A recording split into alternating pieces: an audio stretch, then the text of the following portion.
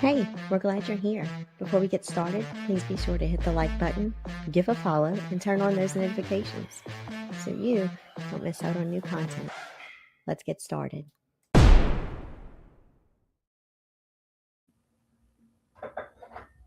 Hey, Kit, how are you? I'm good. I'm just getting some coffee. Sorry. Oh, okay. Yeah, you have a Okay. sleepy morning. Hi. Hello, everybody. Come on in. Yes, hello.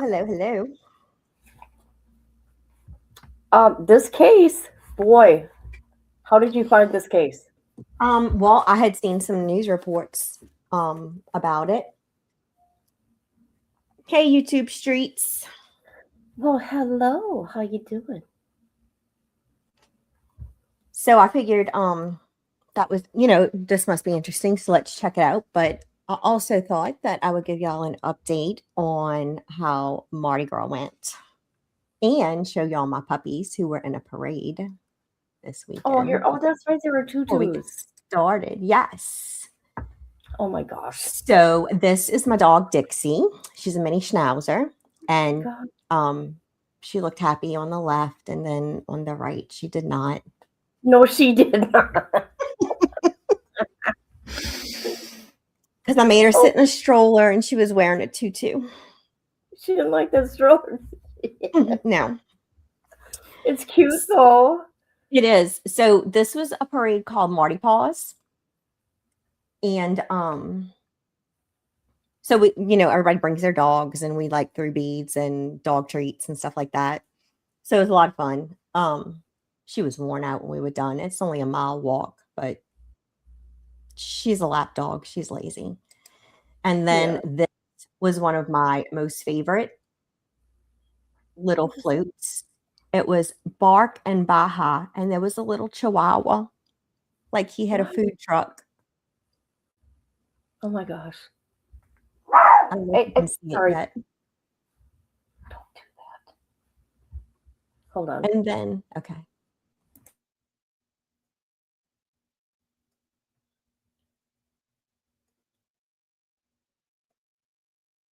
So sorry. I'm sorry, Nala barked. I'm sorry.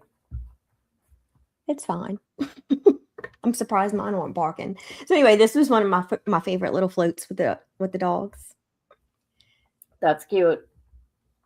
And that little thing just sat in there, didn't try to jump out the windows and nothing. Hey J13. Crazy.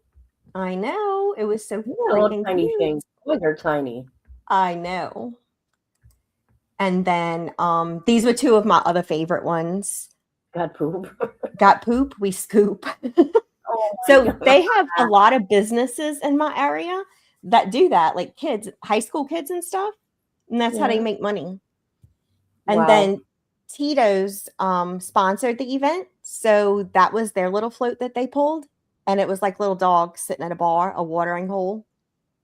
And they Oh, had like pretend bottles of Tito's vodka everywhere. So I thought that was super cute. So that was the parade. And it was a good time. It was a little cold though. how cold was it that day? Maybe like 60.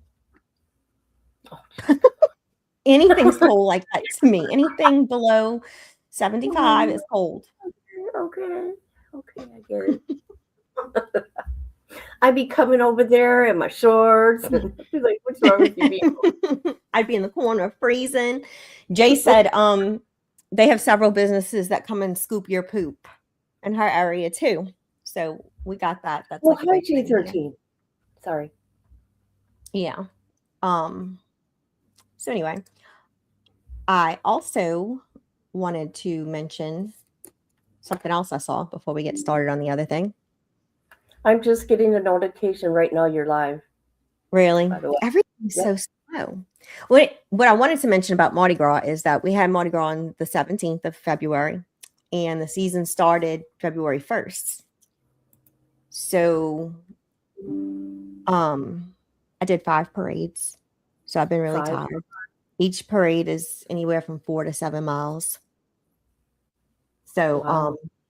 yeah. So we'll do St. Patrick's Day, and then we'll be done till Halloween. That's got to be fun though. It is. It's a blast. You get to But see all different. did I see what? You get to see all different types of people. I think that'd be fun. Oh yeah, yeah. Listen to oh yeah. But anyway, I saw something else I wanted to share with everybody, and it's gross. I don't like hotel rooms. They can be gross to me. What They can like be? hotel rooms. Oh God, yeah. If you go somewhere, I got the bleach wipes and I'm wiping everything down like crazy. And like the glasses they might put on the counter for you to have a drink of water or whatever. If they're not disposable and sealed, I don't use them. Even if I have outfits I've never worn while I was on the trip, when I get home, I wash those clothes because it's just gross to me. So I saw this video of this girl, and it's crazy. I'm about to show you guys one of the coolest tricks ever. So you're traveling and you didn't pack enough underwear, and you're just like, oh my gosh, what am I going to wear tomorrow? Every room has like a coffee pot thing in it. Every room, even the other coffee makers where it like brews through. All you do, put your underwear where you would put the coffee grounds. You close it, you press brew, and it puts scorching hot water through it. You guys, then the hairdryer in the bathroom, you'll blow dry those bad boys, and you got yourself a cleaner pair of underwear to wear. I did not realize how many people already knew this hack. I learned it years ago from a friend that was a flight attendant, and it's brilliant. What? How freaking gross. Oh my gosh. I'll never, ever Ever, drink from a ever. coffee pot, ever. Oh my gosh. In a hotel room. So I thought I'd share that. It's disgusting. Do you know Lamont on the Run? No. Oh, you got to be kidding. Uh-uh. Oh my God. Dude is so funny. He's been around, I don't know for how long, 7 years. He has 4 YouTube channels. He goes to graves. Okay. He's very popular. But he's got like 4 channels. One's Lamont on the Run, Black Bigelow, You're Gonna Pay for This, and Fascinating Graves. Anyways, when he goes to hotels, because he travels all over the nation, right? He brings in one of those lights where you can check to see if there's blood. Oh, yeah. I did see some other shows that like they'll go in the bathrooms and stuff and check for, Yeah, before he'll even stay, and he looks for cockroaches. Yeah. Ugh. And it's so funny. He sees a cockroach, he goes running. So this hotel where this girl was, people started figuring out where she was staying, and they started calling the hotel and complaining, and people started demanding refunds. Oh yeah. So the hotel put out a statement saying that they have bought all new coffee machines for all the rooms. Good morning, Patty. And the hotel filed a $1 million lawsuit against this content creator. Oh, so much for doing content no more. Yeah. Ooh. I mean, there's some other options here for anyone who might want to wash their panties in the coffee pot. Yeah. You can order some and they'll be delivered like within an hour. Right. Amazon. Or you can hand wash them in the sink. There you go. Or just don't wear any. Do not use the coffee pot. It's disgusting. Yeah. So that was gross. So anyway. Hi, Patty. Patty Sturgis. Here we go. Today, we're going to talk. I'm not washing my panties in the coffee pot. Me neither. So gross. So Michelle Hundley Smith went missing. She put her kids to bed December 9th, I believe, 2001. One night in 2001, said she was going to run to the Kmart to do some Christmas shopping and she'd be back. Well, midnight comes around and she's not home. So her husband's nervous. He's waking up their 14-year-old and saying, hey, where did mom go? Has she been home? Hey, Rapper. Hey, Carolyn Cooper, Misty. Hello, pretties. So, she ends up missing and she just never comes back. So the whole family's kind of, just been looking for their mom all this time and can't find her. So How long ago was this? This was How many in years? 2001. I didn't realize that 2001. that was that long ago, 24 years ago. Really doesn't Yeah, that's seem like crazy. that. Yeah. So she goes missing. There's flyers, called Crime Stoppers. And this was out of North Carolina. She was going over to Virginia, like right over the line to a Kmart at 8:30 at night. I didn't even remember Kmart being open that late, but maybe it was because it was the holidays. I don't know. So she is wearing, some jeans, some blue jeans, a green blouse, and some brown moccasins. And she's driving her minivan. Minivan's never seen again, never found. And I don't remember if I mentioned this, but she has a 14-year-old daughter, an 8-year-old son. Those two still lived at home. And she had a 19-year-old daughter who had just moved out. Okay, I didn't know how old kids were. Okay. Yeah. Which at 14 years old and your mom doesn't come home, well, even at 8 years old or 19, whatever, however age you are, it would be horrible. But I did find The Vanished. It's a podcast that is online. And she, back in 2018, interviewed the daughter. So I thought maybe we could listen for a few minutes and see what the daughter had to say about all of this.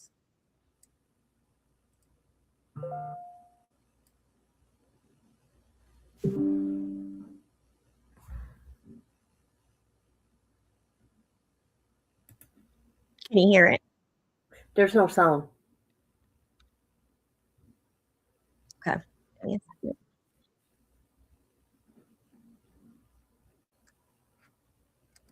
No sound.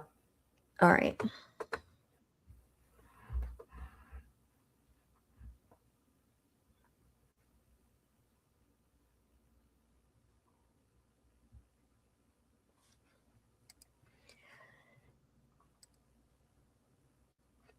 Now you should be able There to you hear go. it now. That'll work now. At 8:30 p.m. on December 9th, 2001, 38-year-old mother of 3, Michelle Hundley Smith told her family that she was going Christmas shopping. She left the home in her green 1995 Pontiac Transport van, with the North Carolina license plate rockin' on. She was headed for Martinsville, less than 20 miles away over the border into Virginia. Michelle, her husband, and their 3 children lived together in Stoneville, North Carolina, a small town with less than 300 families, just off of Highway 220, and only 6 miles from the state border into Virginia. Going shopping at night wasn't unusual for her, and being right before Christmas and just days before her oldest daughter's birthday, no one thought twice about it. But by midnight, Michelle's husband woke their 14-year-old daughter Amanda, worried because she had not come home. Michelle never returned, and neither her nor her van have ever been seen since. I'm Marissa, and from Wondery, this is episode 146 of The Vanished, Michelle Hundley Smith's story.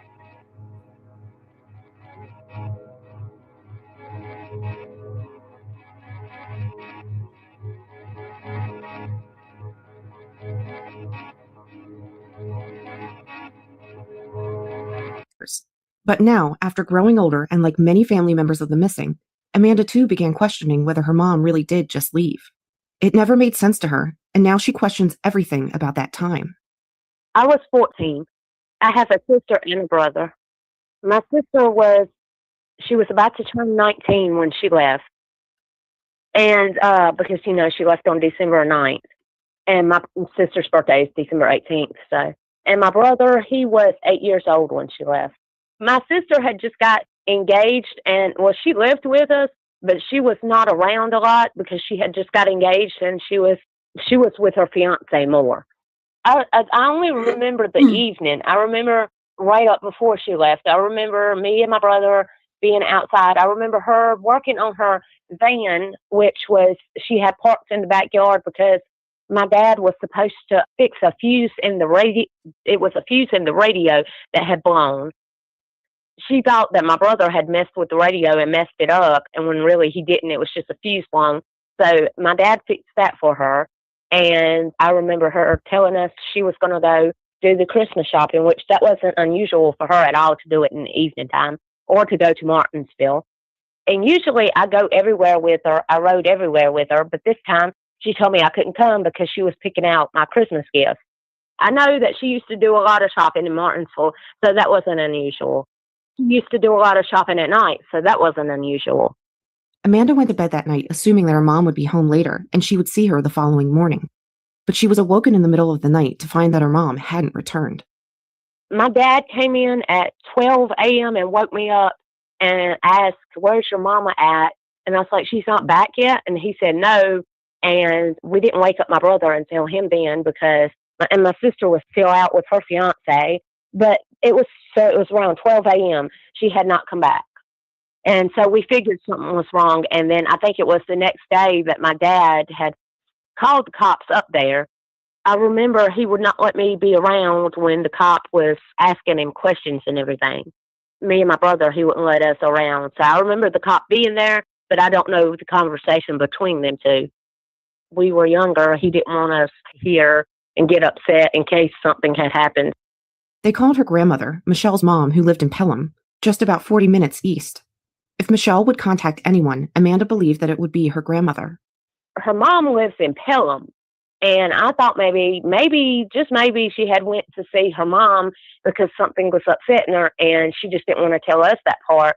So after she went shopping, she might have went to see her mom. But I called my grandmother, and I told her everything, and she had said that my mom had not been in contact with her or nothing. And that was also unusual because my mom and my grandma, her mom, were very, very close.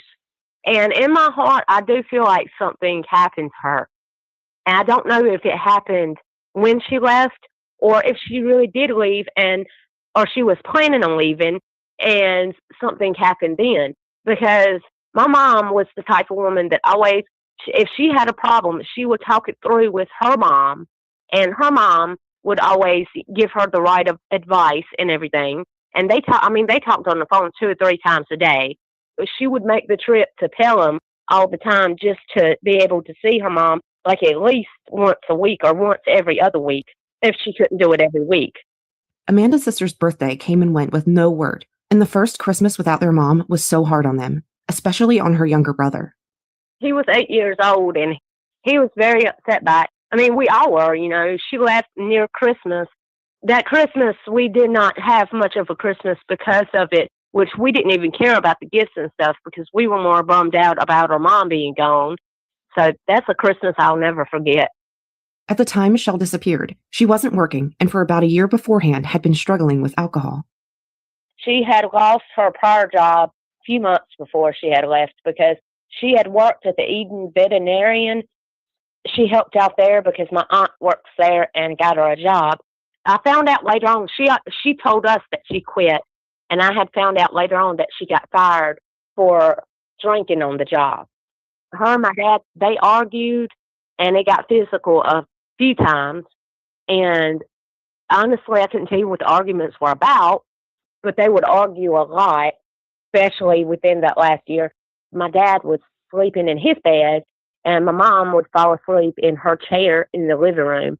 And so I know they weren't sleeping together like husband and wife. So, and my dad didn't like the fact that my mom hid her drinking. I knew about it, and I was the only one. And I felt, I was young, and I felt obligated not to say anything to betray my mom. So I felt like I couldn't betray my mom by telling my dad that she was drinking.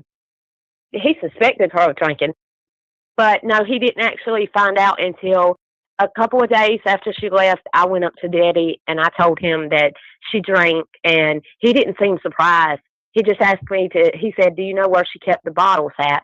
And I showed him. We had a little red building outside, and it was slammed full of rum bottles, the empties, the ones that she had already drank. Amanda also knew that other things had gone on in their marriage, Things that at the time, as a teenager, she never really considered too much. But as the years have gone on, she's thought about it a lot.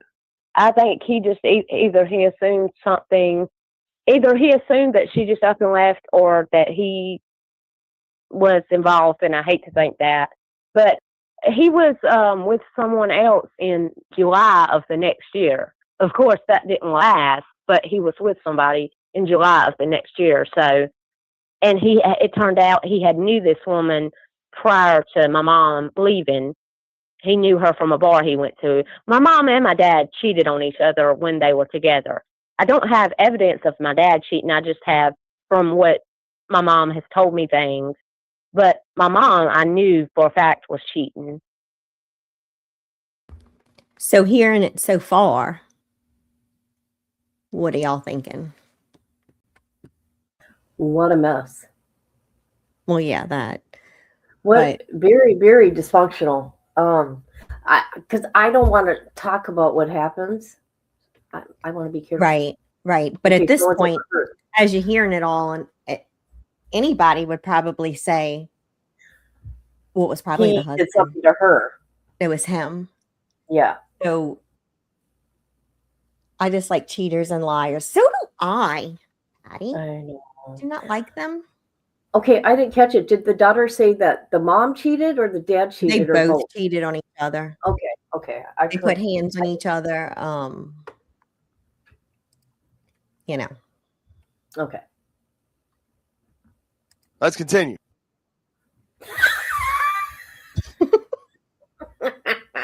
Oh my God, no. Oh my God. So let's continue. Okay. If she wanted to leave my dad, that's one thing, but to leave us, I just don't see it happening. She loved us and she bragged about us to her mom, and I don't see that either. I mean, especially after all this time. Amanda believes that her father was home the whole time that evening her mom disappeared. She does feel, however, that there might be more to it. After going so many years without a single clue as to what happened to her mom, Amanda is now questioning everything she ever thought or believed about her disappearance. I didn't think myself that my dad was worried as the way that I was. And now that my brother's older, he hates my mom because he is convinced that my mom up and left. And he was so young at the time that he doesn't know things the way that me and my sister know them. And we've been waiting for a very long time to sit him down and explain to him everything that has went on so that he knows, because he just has hate in his heart for her. And he doesn't know everything. He doesn't know the fighting and I feel in my heart that there's no way that she just up and left. Even if she did, she would have came back for us kids because she loved us. I mean, Randall, my brother, that was her little boy. That was her son. That was her only son. She loved him to death. I mean, she loved me to death. I was like her best friend, her confidant or whatever. I was always with her. I was the one that was always with her. Amanda isn't really sure what the police thought at the time because her father had never discussed it. But years later, she got in touch with Tammy, the original detective. Tammy Howell told me that years later, she told me that they had done a helicopter sweep over our land and all this. But I had asked my dad if he had heard when she supposedly said it had happened, which I can't remember exactly when it was. But my dad said no, he had seen no helicopter. So I don't know whether it was the truth or not. I really don't. I mean, they may have searched Price Road, but I don't think they searched the whole entire area. I remember when I was about 17 years old, Tammy came and talked to me, and she had a big, thick file on my mom. She didn't talk to me for that long, and she told me that they were going to do everything they could to try to figure out what had happened. But that was like the last I had ever heard from her. And that was when I was 17, and I'm 31 now, so it's been a while. And now there's this new detective Michaels, and he's on the case, and he's been wanting to meet up with me. We've just, every time one of us gets ready to meet up with the other one, something happens, and it's prevented us from meeting up yet.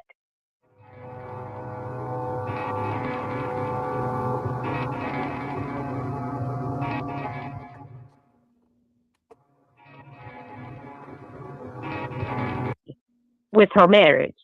I do know that they were unhappy. They both seemed unhappy because they always argued all the time. it's like at the end they were staying together because of us. But at the same time, I really don't think she would have up and left me and my brother. My sister was 18 at the time, so that's why I say it like that. Me and my brother. I can't imagine it. I think it's a combination of that and the fact that my dad would explode at anything. My dad didn't even like her smoking cigarettes. She had to hide that from him as well. He got extra angry at times, but that was mainly when I think she just went through so much when he was drinking all the time, and she went through so much physical stuff that even though he had quit drinking and he had gotten clean from that, she still was afraid to let him find out about her drinking and her smoking cigarettes because she hid them. And I was the only one that knew about that too. She only smoked when I went with her places. And that's why I guess I went with her to so many places, because nobody else knew that she smoked. While I was to be driving, they took her license. She confided that in me. She told me that when we were in Lowe's. And I'm sorry. because she did lose her driver's license. She went over the yellow line, taking one of my dad's drunk friends home. I think this was the same year that she left. I'm thinking, I can't say for sure. But she took one of his friends home, and she got a ticket, and she never showed up in court for it, but she wasn't supposed to be driving. They took her license. She confided that in me. She told me that when we were in Lowe's, and the man asked, he needed her ID. She was getting something, and they needed her driver's license, and she made up a story. And then when we got in the car, she told me what happened. She went over the yellow line, and they gave her a ticket, and she was supposed to go to court. Well, she never ended up going to court. And so I thought in my head when I was younger, I thought, okay, well, maybe she ran from that, even though it's a stupid thing to run from. I thought maybe she ran from that, and she would come back after them 7 years, and because she couldn't be held accountable. So after 7 years, she still didn't come back. And I was like, I pretty much knew then. I was like, something has happened to her. There's no way she would stay gone all these years. There's no way. To this day, coming up on 17 years this December, there has never been a single reported sighting of Michelle's green 1995 Pontiac van. I can't figure out how a van has not been spotted in all this time. A van that is big. How does a van disappear? I just don't understand. Even with that distinct Rockin' On license plate on her car, no one has ever reported seeing it. Yeah, she loved her license plate. She actually took that license plate off of her Toyota that she used to have. She used to have a burgundy Toyota truck that she babied, and she took the license plate and put it on the green Pontiac van. She loved it so much. The Rock On she took. She loved rocking on. Amanda has searched the area of road she believed her mom would have driven that night. She has no idea if any of this area, including the woods and forested areas, were ever searched properly by police or anyone else, except for the conversation she had with the detective about the helicopter. She's gone out to Price Road and walked the woods off the side in search of her mom's car. If Michelle had an accident, she may have driven off the road and the car may be hidden from sight. But she's never found anything. The weather that night was clear, and it was mild for that time of year. There had been no rain and no snow. And in 17 years, no one else has ever found evidence indicating that the van had run off the road into a ditch or a ravine. With Price Road at night, up there where my dad lives, and the way she would have went to get to 220, there's a lot of deer on the road at night. And I've thought about accidents, but of course, I myself have searched in the woods of Price Road. I've done something with the car. It may have been dumped in a body of water. It also may have been hidden somewhere, or it could have been sold off for parts or crushed. If the car was abandoned, it would have been eventually towed, possibly by highway patrol. So the family eventually, the police searched so well, just like they search in for Nancy Guthrie. So the family goes on. I mean, the interview is like 45 minutes long, and you can always listen to the entire thing over at Marissa Jones's podcast, The Vanished. But let's see. She makes a Facebook page back in 2019. This is the daughter, Amanda, that does this. Don't really hear much about the other daughter, or I haven't seen a whole lot about it. And she says, "Hi, everyone. I know that this seems weird to say, but I feel deeply pulled to put this post up. These posts have reached over 3,000 people. I can't think of the exact number right now, and I'm still very determined to find answers. Last night I dreamt I was told I'd get answers through my spirit guide, that someone on this page knows more than they are saying. Maybe not that you know what happened, but know her or know more about the situation. Regardless, I just wish to say, please, no matter how small, please let me know. It could be something as little as that you've seen her the day before or a week before or that day or the next day, and you didn't realize, and she was even considered missing. Even if you just seen her and don't personally know her, please come forward. It may be something, it may be nothing, but it could be everything. Please come forward. I promise that I have no desire to mess up your life by getting you in trouble. You can message me on Facebook or at my new number, and she gives her number, and ask for Amanda. If you wish to remain anonymous and don't want to call, block your number and text. However, I don't answer all calls. So then she goes on to say, I just need answers and fast. She has 5 grandchildren now, 2 boys from my sister, 2 girls from me, and 1 baby girl from my brother. I am sick with cancer and just getting worse. I would love to know what happened before I pass. Thank you for your time and your help. Feel free to share this everywhere. I got a question. Yes. Who is that from? Her daughter. They made a Oh, Facebook page to bring Michelle no. Hundley Smith home. Her daughter had cancer? Yes, it was actually the daughter that was speaking in the interview. Oh So my gosh. I wonder, Wow. who saw the post, like who all was on the pages. You know what I'm saying? That was a I post she know. made in 2019. Okay, what looking shocked for her me, mom. did she have some kind of group of people? Did you ever watch the show? Oh, it was such a good show too. Like Safe Houses. Have you ever watched that show about safe houses? That No. movie? No, Have you watched it? no. Okay, I'll bring it up later. But for nobody her to disappear without a trace, and hmm with the car, she had to have help. Yeah, like where's the car? Nobody, Yeah. did she meet someone?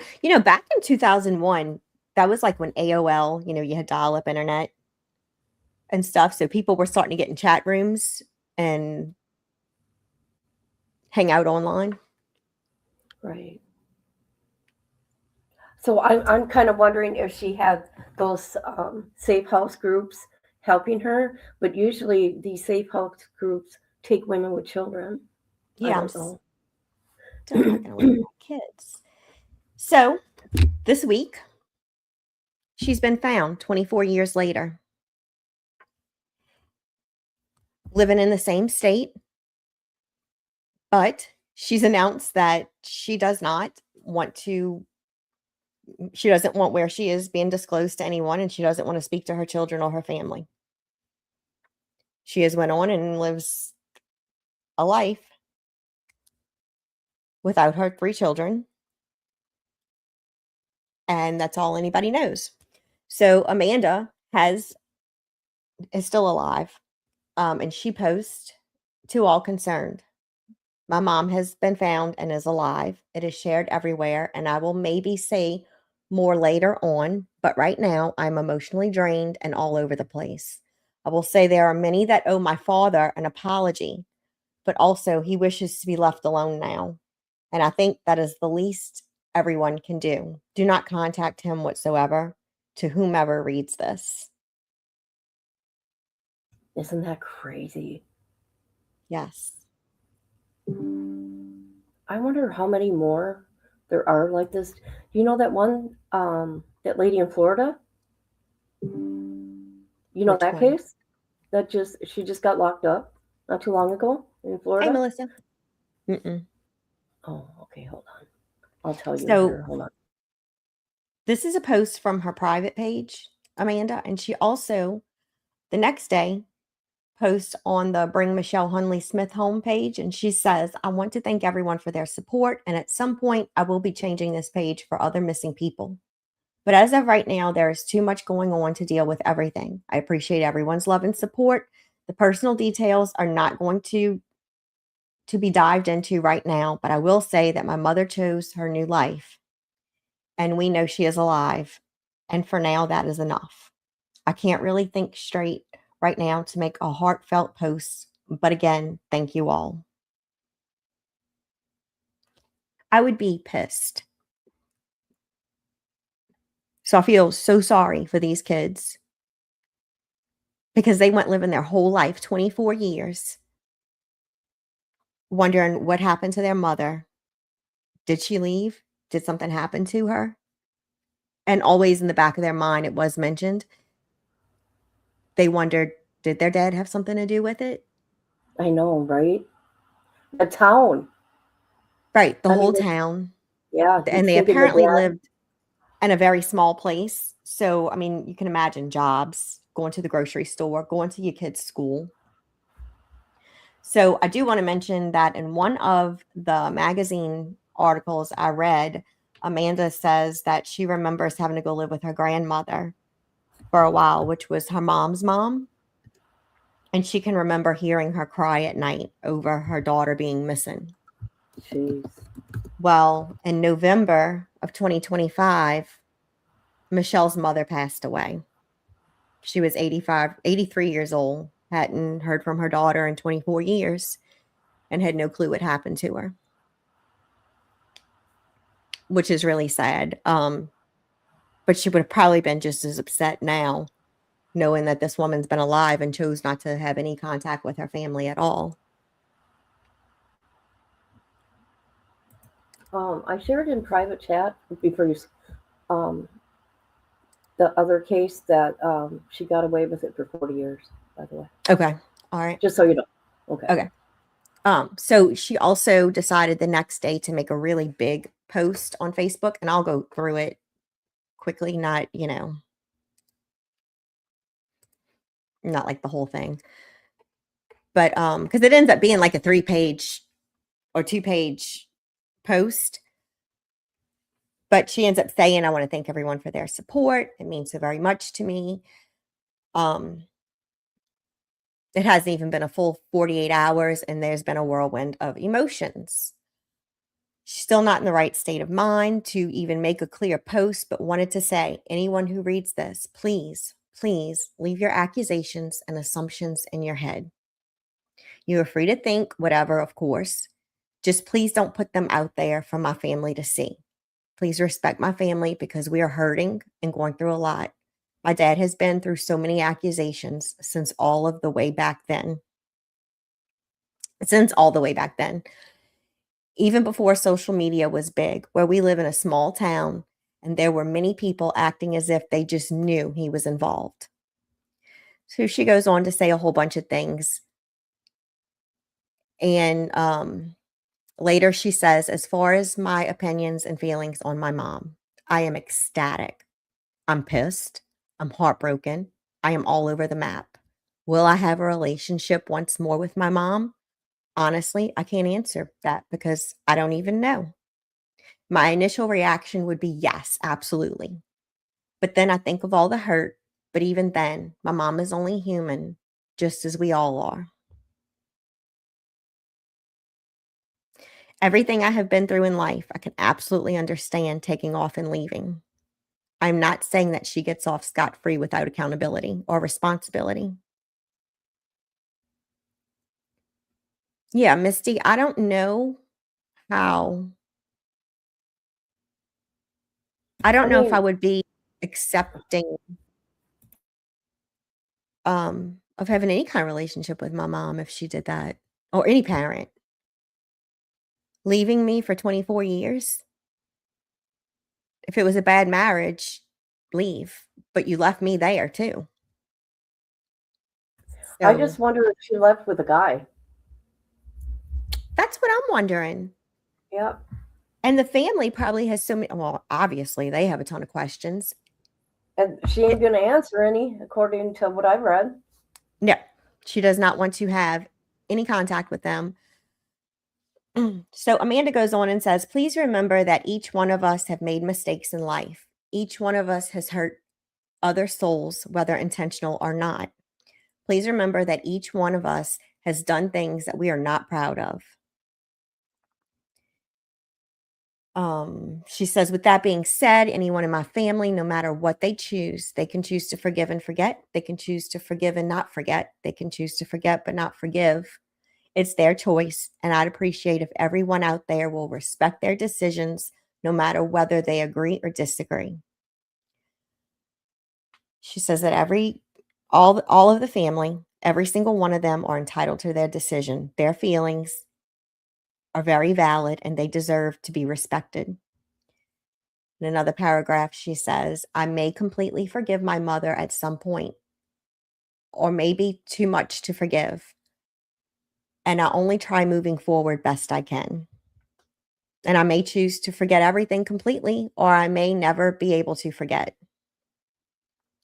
Well, I mean, nobody ever just forgets this kind of pain, but I mean, forget it enough to go on with life. My heart and soul and spirit says that I will forgive and I will never forget, but I will be able to see it as pain that no longer controls me. So I'm thinking in my mind that this was posted to maybe try to communicate with her mother, thinking that her mom's probably watched this page for the past however long Facebook's been around, since 2018 or 19 when this page was created. I would like to know how she got away with this and why. There's so many questions I have. But I'm not Yes. even, And it's completely illegal as an adult to run away. Like, well, not to run away. Well, I mean, yeah, you call it running away or leaving or go and pick up a gallon of milk. Oh, Jesus. Hold on. I'm sorry. So this is just crazy to me that she's been found. They had some new leads that came in. She's actually still living in the same state, just in a different area. I just wonder, did she obviously went by another name, but what happened to the car? Is she married? Does she have more children? And these poor kids, and I say kids, but they're in their 30s and 40s now, and they lived all these years without their mother, without knowing where she was, thinking something may have happened to her, always thinking that maybe she did leave, maybe something really bad happened, or maybe dad did it. Oh, yeah. Can you imagine all those years? No, it's insane. I don't know if I would be able to forgive her like Amanda has posted, but I also think that this is Amanda's way of trying to communicate with her and letting her know, hey, I might not be mad, if that makes sense. If what I'm saying makes sense. I bet you that, what's her name again? Michelle? Michelle is the woman who left. Okay, Michelle, there's no doubt in my mind that she would look every now and then to see if people were looking for her. She must have changed her whole name and everything. Whole new identity. Wow. I just would love I'm baffled that you just up and leave one day and leave your kids there, and then when you find, or they find you alive, and I wonder if she's been watching this page all this time. Right. And did she check up on them? Like, we have social media where you put in pictures of your family members or like the kids you have and stuff like that. Was she checking up on her kids to see how they were doing? But maybe not, because she did up and leave. Well, and she only wants to talk to investigators, but I mean, okay, this could have been a crime. Did she marry somebody else and still married to Good the question. man she left? That's a crime. I don't know. I got questions. Yes. I'd love to know if she had more children. Yep. Patty, I couldn't leave my kids either. Or my dogs. I take my dogs and my kids. I mean, how do you pull something like this off? For real. Yeah. In 2001, we had the internet. Yep. Social media wasn't here. It came a couple years later. They started with different things. And I'd love to know what tips came in that she was finally found. Yep. Somebody gave it away. I wonder who that could be. I don't know. And at the Are end you of her going to post, continue watching this page? I don't think know. you should. You should She continue says, watching this page. oh, I am. She said, Okay. at the end of her post, because it's a very long one, just begging for people to not make, stop with accusations, don't keep an open mind. I'm not asking any one of you to not be angry. I'm not asking any of you to up and forgive. What I am asking is that each one of you respect the other's feelings, their opinions, and their decisions on how they move forward. I ask of you to please stop throwing accusations around and please try to open your minds and hearts to the fact that we each go through things differently. We each feel things at different levels. We each handle pain and chaos differently.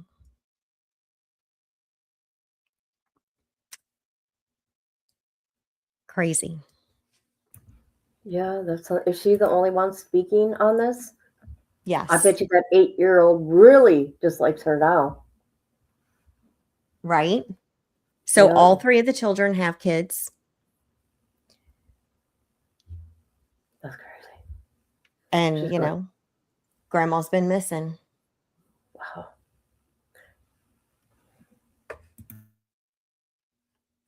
So let me go and see and you can always go back to that podcast and listen to the rest of it. It is just like 45 minutes long, and they basically didn't know what happened. And I'm going to go check out Kit's. Let's pull up her.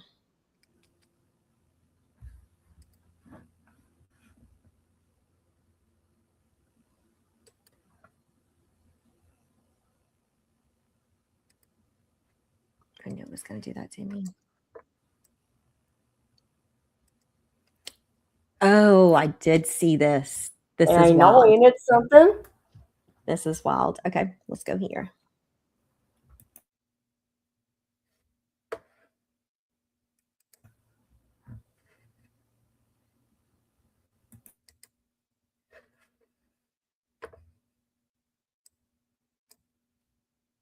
How you doing, Miss Sharon? The stunning moment captured on police body cam. Uh-oh, they're coming for you, Sharon! They don't want me. But those officers actually did. Police say her real name isn't Sharon, it's Deborah Newton. And she was taken into custody in Florida in connection with a 40-year-old kidnapping case where she was accused of abducting her own daughter in Kentucky. I didn't do anything. According to authorities, back in 1983, Newton abducted her then 3-year-old daughter, Michelle, after telling her husband she had a new job. She was named one of the FBI's top 8 most wanted parental kidnapping fugitives. What's going on, Sharon? I don't know anything. According to investigators, a Crime Stoppers tip led to her arrest 4 decades later. Never seen a case like this. I've been doing this for over 26 years. And just days ago, the emotional reunion between Michelle, now in her 40s, and her dad, Joe. I've been missing for all this time and I didn't even know. What was that moment like when you hugged your father for the first time? Emotion like I could never explain. And we both laughed, we cried. It was kind of just a fulfilling of a big piece of myself that's been missing. And now, moving forward, I feel like I am probably the luckiest person in the world right now. So not everybody gets a happy ending like that. Deborah Newton faces a number of kidnapping charges. Now, attempts to reach her attorney were unsuccessful. Michelle telling me both of her parents are good people and that there's more to this story she's not quite ready to share just yet. Tom? We thank you for watching, and remember, stay updated on breaking news and top stories on. I know That's it wasn't another crazy one. I know it wasn't a kidnapping, within the cases, but that little girl's been missing for 40 years and the mom got caught. You know what I mean? Right. I mean, to get away for 40 years, nobody, I don't know how they do it. Fake ID, what? Social Security number? I have no idea, but apparently it happens quite more than we think. Right?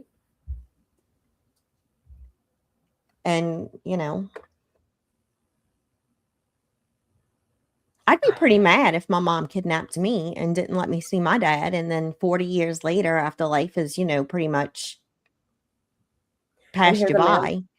I think he's like 78. Her dad? Yeah. Isn't that crazy? I did see that. And the neighbor, it was kind of funny when the neighbor's like, they're here to get you. Yeah, they thought they were on a show called like Punked. And the cops are like, no, seriously, we're here to get you. Right? I couldn't imagine that. I'd be like, no. Oh my gosh. Got paperwork on him. What's that? We got paperwork on him. With paperwork on them. Let's continue. That's my favorite part. Oh my god.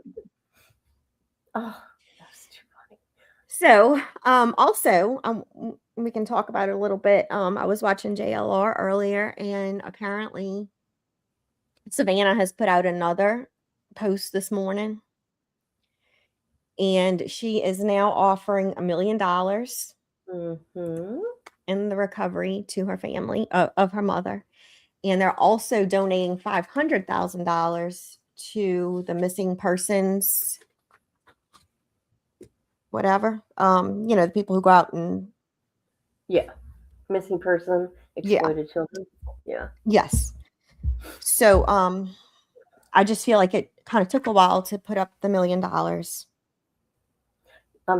I know it's not just in the bank and in your back pocket. You invest it, and I think we at day 24 maybe. I've been irritated. I said that why, and I've been saying this for a few weeks. Why haven't they put up an award? Why we got 219 children missing in Arizona? Okay. Yeah. Well, why aren't they getting any attention? Missing everywhere. I only say Arizona because that's where it is. Yeah, that's right. Yeah. I get notifications. I've been getting a lot since last week or week before of kids missing and in the New Orleans area. Sometimes they're found, sometimes they're still missing, and I don't know what happens to them. But a lot of times, I won't say a lot of times. Sometimes they do run away, and they're found. Yeah. Let me see what Nancy's got to say here. Not Nancy, her daughter. I did read that she's not coming back or she has no plans to come back to the Today Show.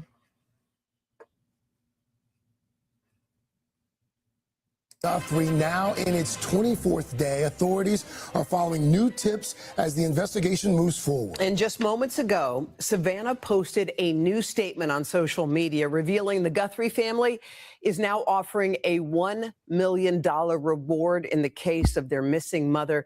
We want to play that for you now in its entirety.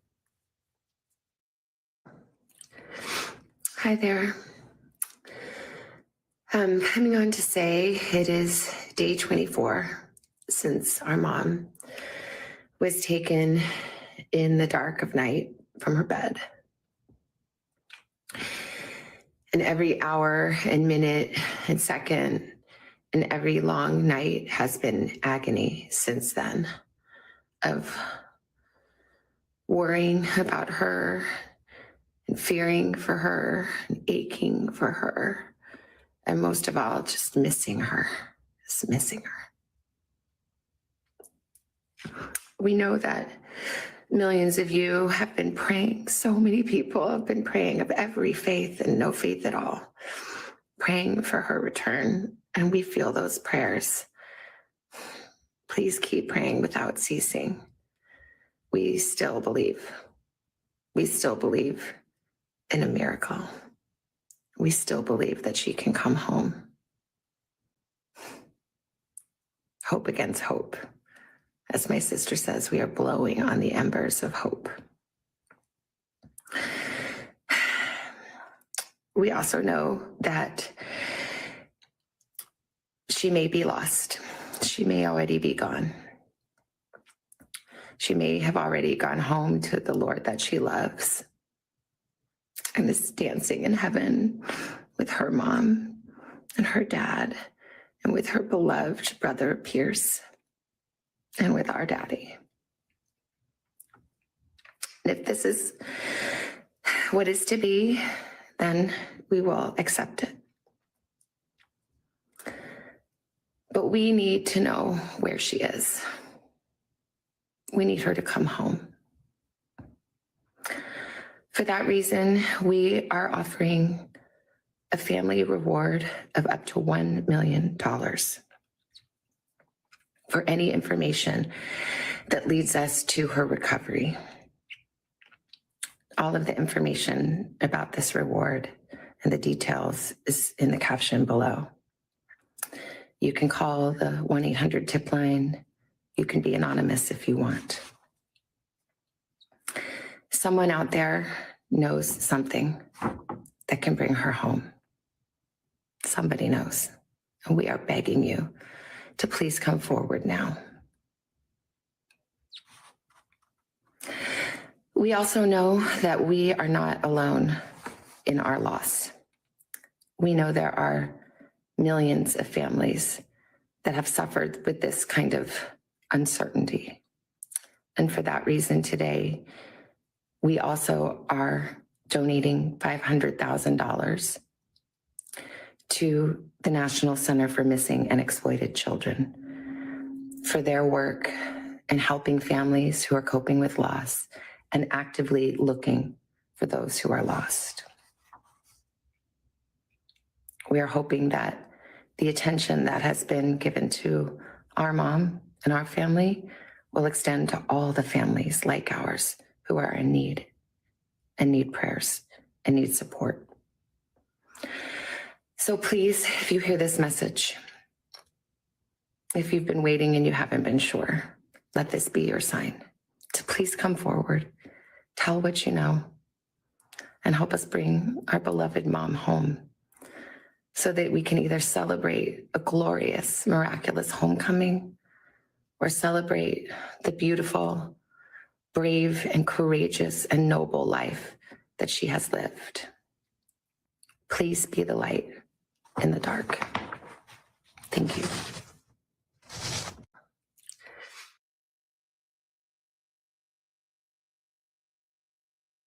What are you thinking about that, Kit? I'm going to be honest. I'm probably going to get hate. It bothers me. I feel for them and Nancy, but now they're doing all this because of people like me saying, "Hey, why haven't you offered a reward?" I don't know. People are going to probably hate on me for that, because in my opinion, Nancy is no longer with us. Right. Okay. I think with our health issues and things, I don't think it's possible. Yeah, definitely. But I know. Don't hate on me, people. I did not read what is on her details of the reward money, but I did notice she said they are offering up to $1 million. I didn't catch that the first time until you played it. Yeah. So up to $1 million. So I guess there are, rules of how you would get that money. Well, you see, they're no longer contacting TMZ. No. That was a joke. Why would you contact TMZ to begin with and not the NBC? Today Show? The Today Show, right. And I think if they did, I don't know if the Today Show would say anything publicly, but TMZ will. Regardless, because they want that recognition. Yeah. They want to be, out there with news. They'll never be there. I mean, state your celebrity gossip. This is true crime. It's real life. I don't know, but that's just how I feel. It's horrible. I think the case is getting cold. I don't care what they say. Do you think that people are going to start forgetting about it? The report or the people who are out there waiting and streaming all day long. I mean, we're at day 24. Well, I know for sure JLR and his new little crew and Brian Enton, which I love Brian, I do love will be Brian. staying to the very end. And some the local news, I guess some of the other news stations, Brian said, like the international, had left, but Brian will stay to the end. And this is what I think Brian will do in News Nation. They will look for other missing people as they're waiting. They will bring up other missing that's out there. Do you know how many kids are missing from Tucson that I went through? Yeah, I think there was 200 and something. There was, okay, Tucson and there's so many from Tucson and Mesa. I think Mesa's by Tucson, but I can't believe it. I cannot believe it. The total missing though is 219, but there's so many in Tucson. I was in shock. I'm like, come on, people, there's children missing here. I mean, you got They're a very couple close to the border. They're about an hour away from the border. But people got to stop saying the cartel. You see what they do. They're not going to play around with the elderly lady. No, not the elderly lady. I'm talking about the children. Come on now. Have you ever watched Savannah on the Today Show? I'm not hating on her, okay? My heart breaks. She shared way too much of her family's life. I did not watch the specials she did or much of it, but I did. I didn't know. I've watched her before. It wasn't I've my never watched regular her, so everyday go-to. I mean, she shared her life before she got pregnant, when she got pregnant, when she had her babies, got her kids on the shows with her, her mother, her sister. It's like, lady, wow, you shared way too much. This day and age, you got to be careful. So I don't see much of the information about the $1 million reward money. I went to the video and tried to find some information.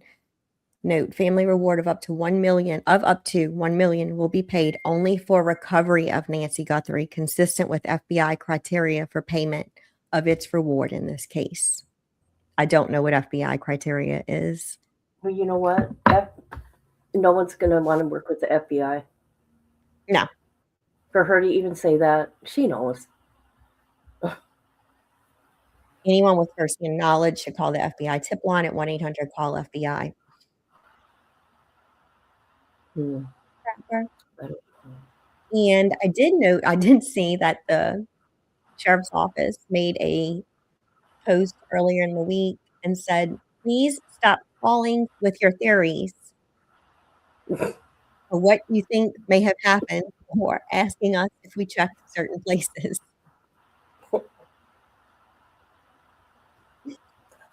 Which I can only imagine how many calls they're getting. I'm sorry, but I am laughing. This sheriff kills me. However, there's psychics calling all over. The YouTuber psychic are calling. They're even talking about, they're calling the FBI. They're calling the Pima County Sheriff. I'm like, oh my gosh. You people got to stop. So they also had some people who are out there searching for her. They came out, I believe, was it Sunday or Monday? And they said they were sticking these things in the ground. Yeah, I seen that. And started like digging up somebody's lawn, but they were also smelling it as it came out the ground. Yeah, for decomp. Yeah, just that was a little odd to me too. They're in trouble now. I don't know what's going to happen to them.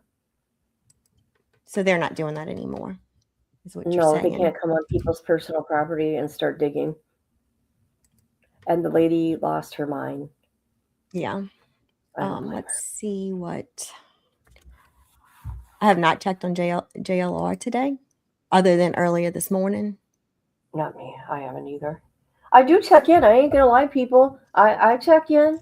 I will do a daily check-in on this. If any updates.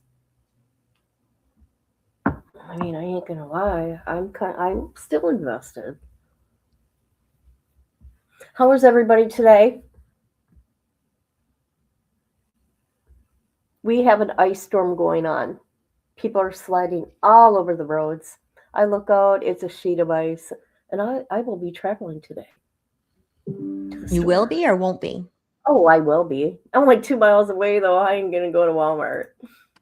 Oh, okay. I'll go to Cub. Not when it's ice like this. I wouldn't even go outside. That's crazy. Yeah. But I guess when you need groceries. Yeah. I think JLR is getting I just noticed that the comments take a while to show up if you're going between screens. I wish he would slow them down. His YouTube is just all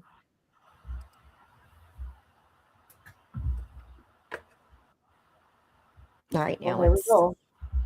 Let's watch paint dry. No, I'm just kidding. Yeah. That's what he I was did talking when- about something a minute ago, and I muted him. Okay. You I gotta shut up. I know. You just tell me. Shh. No, I Just do muted that. him. Okay.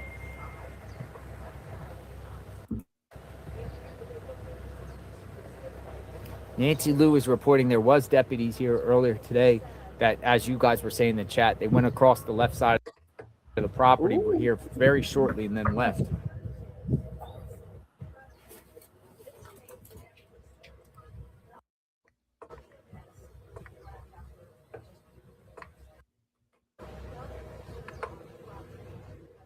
His chat always goes crazy. Actually, it's pretty slow today, as a matter of fact. Yeah, he had a model, and I think a few days Oh ago my slowing it down. Did you see that one day? He had like 55K watching. Mm-hmm. 55K. That is insane. But you know what? We would not know what truly is going on without him and his coverage. No, he kept everybody pretty informed, and other news stations have actually started to come after him, I know, saying that yeah. he should leave and whatnot. He had 93,000 one day. Yeah. Oh my gosh, what day was that? I missed it. Whew. He's going to be up to 1 million. You can't post signs on the streets in Tucson, but everyone could just lay around on the streets and the city does nothing about it. At bus stops, all over the place. People just launder all around. Don't do nothing about that. But if you put a little flyer up on the street sign, oh my goodness, fine, you get a fine. Get a fine.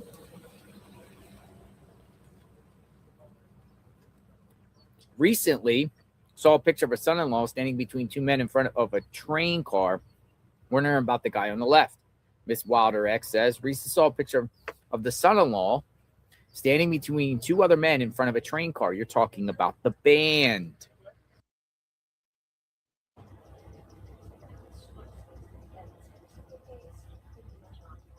So he's just kind of watching. I really think he's starting to go crazy, though. Sitting there and just waiting.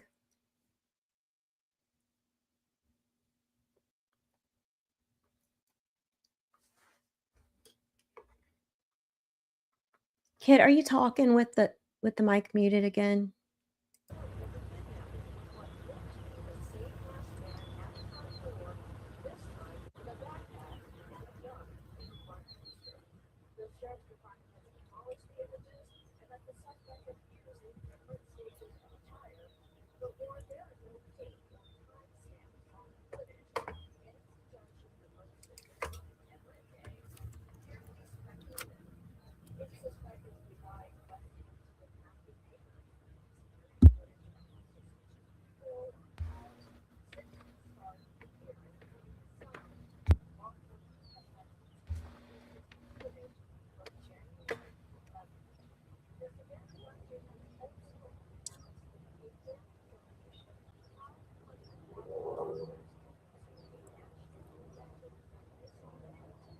So it's pretty boring out there. They're watching the same thing. Yeah, it looks like it. Sorry, I had to go get water. Oh, okay. I was like, are you talking to us again without putting the mic back on? Well, I do that a lot. We know that. You know what I kept doing yesterday? When I would go out, you know how we have to go out of StreamYard to push play, right? Mm-hmm. I would come back in and I would be muted. It was doing it all on its own. It was so strange. I don't know why. But yeah, it's been messing up a lot for a lot of people. Oh, and just has it? Okay, spinning. it's not just me. Yeah. Okay. Somebody had said that the other day. So I still have it on. I just turned off the sound because they're not really saying anything. They're just watching what's there. Right. It's just the sheriff's. I wish he would do a vehicle. review because I want to see. All the news agencies that are there. You know how he scopes it out. I would like to see. Do you think he did that this morning, or I don't know. Because what I've been hearing, even Brian Netton said the international people are going away. Or leaving, you mean? Yeah. But I seen he went into a tunnel yesterday. Was it? Yesterday? Yes, that was yesterday. He went into a tunnel searching with one of his guys, and Brian Inton and his nice hair. Mm-hmm. I love his hair. Oh my gosh, he's got nice hair. So, but that's what I think. I think everybody will be gone by day 30. Except for, like YouTubers and Brian and the local. Unless something else big happens. Hey That's guys, true. Update here. We have learned, remember the photos of the suspect outside of Nancy Guthrie's house? There was the one of him wearing the backpack and one without the backpack. Sources tell me that those photos were taken on different days, which means that the kidnapper was at Nancy Guthrie's house before the kidnapping, before the day of the kidnapping. I have a source confirming this, and News Nation's Libby Dean in Washington, D.C. also has a source confirming this. And I was wondering about this because if you look at the photos, you can see that the suspect has a backpack on in one of the photos and does not have a backpack on in the other photo, which was very confusing. And now it makes sense according to our sources because it means that the one photo was taken earlier, was not taken the day that the suspect allegedly kidnapped Nancy Guthrie. So was he casing the house days earlier? We don't know, but we now know that those photos come from different days, which is really interesting. Hey guys, so I think it's strange that was never mentioned before. Can I say something? Mm-hmm. Okay, this is what I want to say. I should send this to you. Pima County did address this issue of the two pictures, by the way. Did they? Yeah. They did. Do you want to tell us what they said? Yep. Yeah, they said something.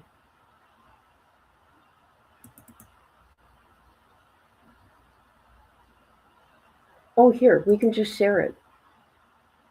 Mm-hmm. How do we do that? We just add it to the stage in StreamYard, or like do the present, and then I'll add it to the stage. Okay, and then you can read it. Uh-huh. This is after all the new channels or new stations, they put this up, but no one's talking about it. This is what Pima County Sheriff had to say. There you go.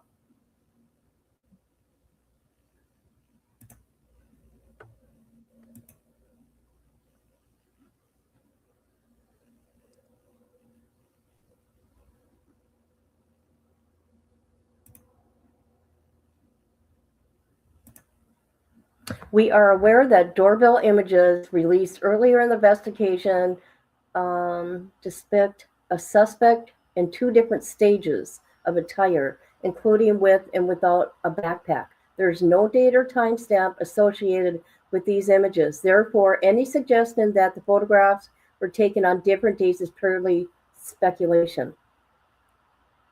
This remains an active and ongoing criminal investigation. As with any investigation, conclusions will be guided by variable evidence and established facts. Speculation without factual support does not advance the investigated process.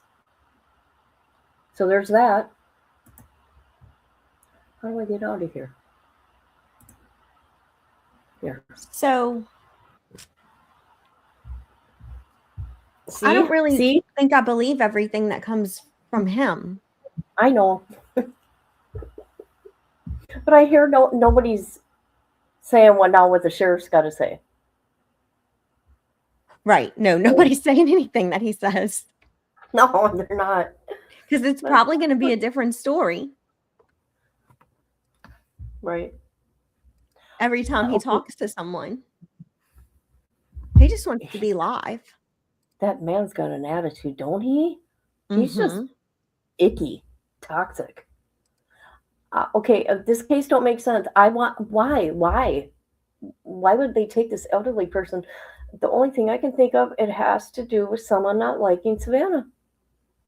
It could have been something she reported on or something she was going to report on. And what also was strange to me is that when this happened, the person her co-host that she was going to go to do the Winter Olympics with, to cover the Olympics, he backed out of going as well and decided to stay home. Which was odd to me because you do a lot of studying, not studying, but like looking up who's playing, just everything that's going on. And it's probably a big opportunity to go there. You're reporting the entire time of the Winter Olympics. Everybody's watching. And why didn't he maybe take someone with him, like maybe Hoda Kotb or someone else? Instead, he stayed home as well. That's weird. So I thought that was very strange.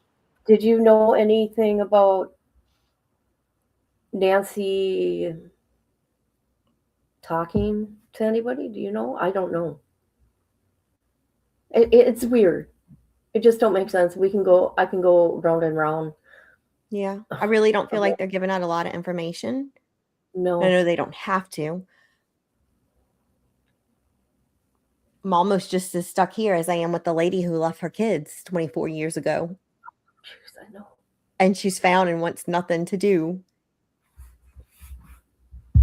with anyone. Yeah. And obviously it's her own personal issues, because be mad at your husband if you didn't have a good marriage and you wanted to leave because of all of that.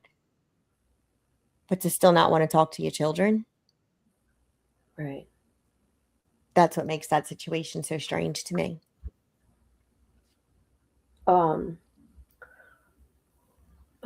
I was just going to say this. It's not a big deal. The first time I ever did it live on this case, somebody came through my chat. You know how trolls are, but they said to me, Matt Lauer did it. Mark my words, Matt Lauer did it. I'm like, what? Oh my God. And then I didn't realize Matt Lauer is on the Today Show. Yeah, I think they had some drama with him, though. Wasn't he fired for something? Oh, he's not on there no more? I don't remember. Something happened with him, and I can't remember what. Oh, I didn't know that. Matt Lauer did it. Some of these trolls are so funny. At least they're getting nicer. They used to be really bad.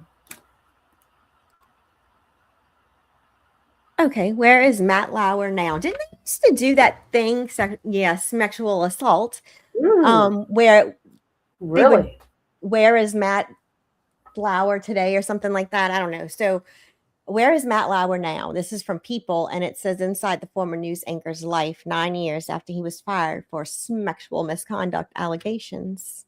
Oh, I did. He was fired from Today in 2017 after the show received a complaint about inappropriate behavior in the workplace. Multiple people later came forward to accuse the former host of harassment, and one woman claimed that he had raped her at the 2014 Winter Olympics. What? He denied the allegations and lived a private life since his firing, though a source said in 2025 that he hopes to return to the media arena in some capacity. It's been nearly a decade since he left the Today Show following multiple allegations. He was fired in November 2017, with his co-anchor Savannah Guthrie announcing on air that NBC had received a complaint about inappropriate behavior in the workplace. do remember this happening now. I don't. See, I don't watch TV. One I'm of his thinking he was on the Today Show. accusers, Brooke Nevels, who accused Lauer of raping her at the 2014 Winter Olympics, is sharing more of her story in a new memoir, Unspeakable Things, Silent Shame, and the Stories We Choose to Believe. Wow. She detailed the aftermath. I barely recognized the train wreck I'd become. Her complaint is what ultimately led to his firing, and a slew of disturbing accusations against him followed. Though he denied raping her in a 2019 letter to Variety, the longtime broadcaster said there was enough truth in these stories to make him feel embarrassed and ashamed in a statement read by his former colleagues on air.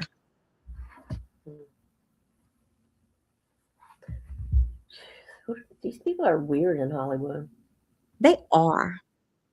Aren't they? Yes. They're all strange. Yeah, Carolyn Cooper, I forgot about this. But like it was way in the back of my head. Hadn't even noticed he was still going, really. Has anybody questioned Matt Lauer? No, I'm just kidding. Where is Matt Lauer? Has anybody They used to questioned have him? a segment, I think. Where is Matt Lauer or something like that? Kind of like Where's Waldo or Really? something, maybe. Oh, jeez. Patty, Is you're on everyone fighting the for you? mobile What are you chat. talking about, Patty? Is everyone fighting?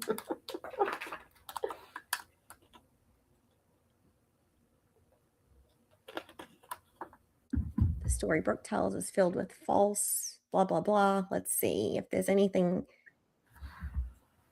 else he's been doing.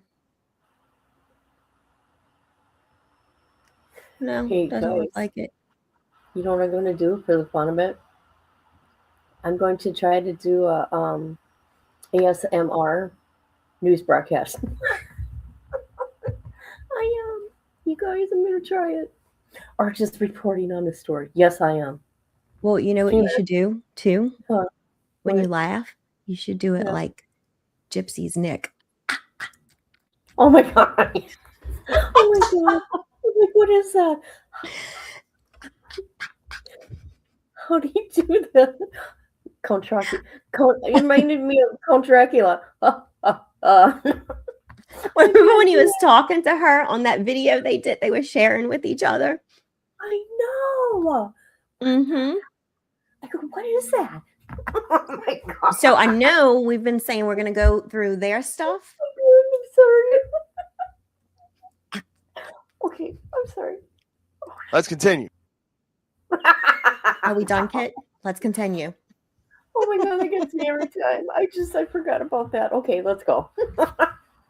I'm So muting. you I'm could get sorry. some nails too when you talk about the news, and you can like. Well, maybe that doesn't sound like ASMR. Yeah. You could whisper, just like the lady who came to visit JLR. Yeah. Oh my god, I've got such a big mouth. I don't know if I can do it, but I'm gonna try. It's gonna be fun. I have Fun faith in for- you. You can do it. It's gonna be fun for me. I don't care what you people think. No, I'm just kidding. I'm kidding. You guys, I'm kidding. You know I'm kidding. You guys all matter. We have a couple in Kits I see, but I can't go on both and then there's like 4, 5, 6 that numbers keep changing. Oh, but you're not seeing the chats, Patty? Patty's always by herself chatting. She's always in the wrong place. Hey, at least you're here. Yeah, you're here chatting. Don't you see anybody else?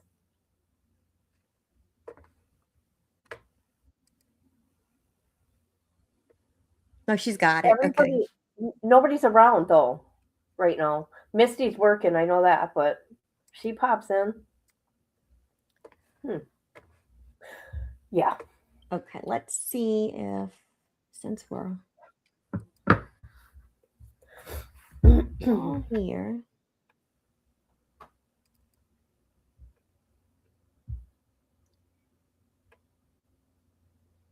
I'm in the funky chat. Only one I see.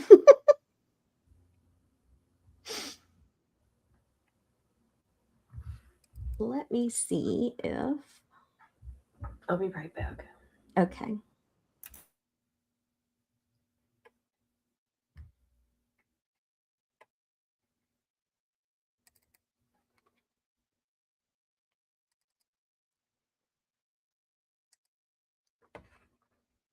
Let's continue.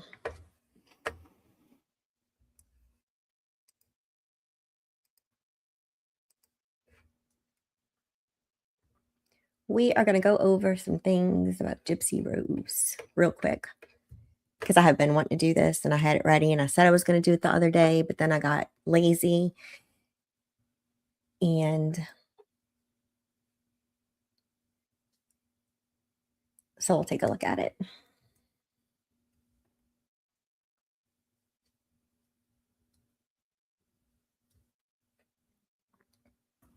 Hello, I'm back. Let's continue. Let's continue this. No spamming the chat. Did you see that Ding Dong live last night?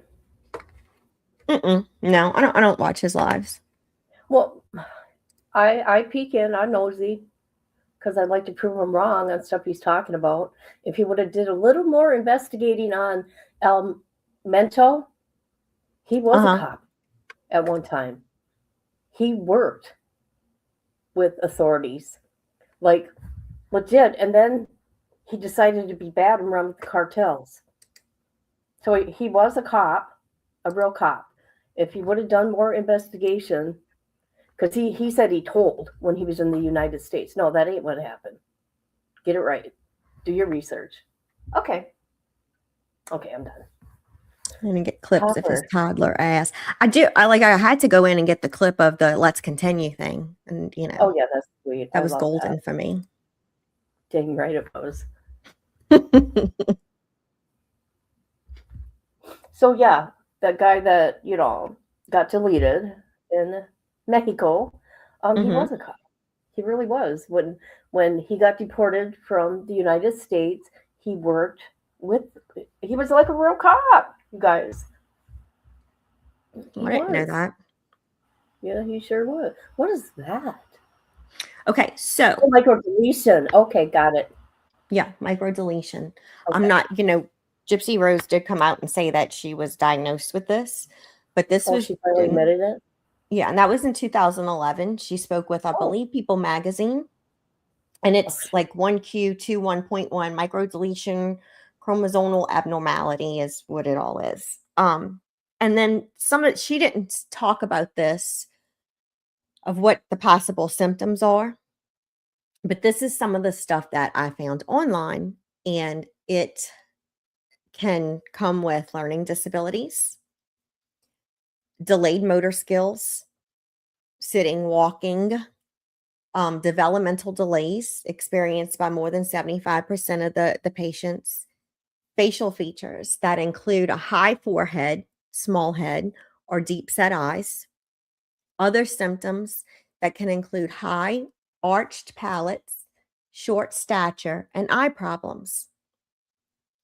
Neurological problems would include seizures and weak muscle tone. Psychiatric issues would include ADHD, autism, schizophrenia, and sleep disturbances. I'm not saying anything about her health, but these are all the things that her mother had been complaining about as she was growing up. You do know that every surgery she had to have. It was a must surgery, except for the cancer one. Right. I don't know. She's such a good liar, you guys. I know, but when you look at the things, I have psychiatric problems. Well, I don't know if you have microdeletion, which. Oh, you don't think so? Oh. Who?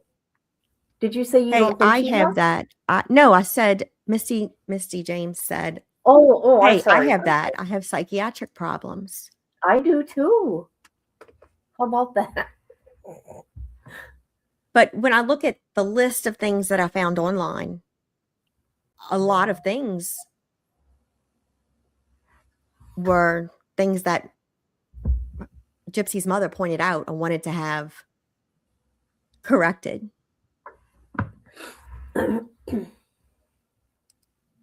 So from the time she went to prison, damn it.